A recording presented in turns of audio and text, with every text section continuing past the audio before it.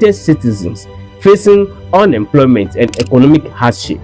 But a closer look suggested something different. Research into the hospital blockade showed that these actions were not random. They appeared carefully organized with advanced planning, designated locations, and specific dates.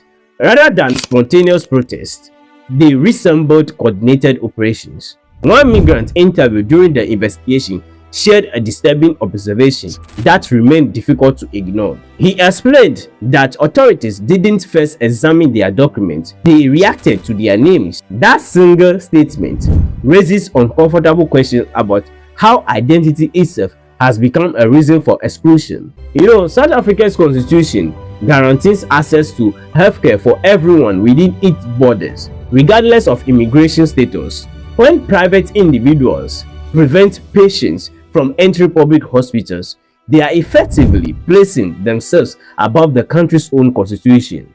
Now, here is where the surface story flips. There is a common line in South Africa that foreigners take our jobs, they steal our jobs, foreigners drain our services, foreigners don't pay tax. Now, fact checkers found out that South Africa isn't even on the top 20 Africa's 54 countries for hosting refugees. Now, what does that mean? Africa has 54 countries. South Africa isn't even on the top 20 of African countries hosting other African refugees.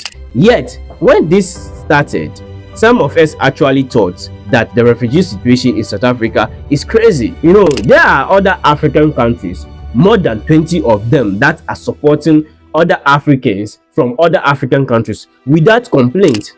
And these countries are poorer than South Africa. So the spirit of Ubuntu still really has a lot of gap to occupy in South Africa. You see, the more I look into this, the stranger everything got. Jacinta also said this on camera. African countries came to fight with black people. She claimed, frequently repeated, is that the rest of Africa did little to support South Africa during apartheid. But history tells a different story. Nigeria, for example, dedicated approximately 2% of its civil servant salaries over several years to support the anti-apartheid struggle.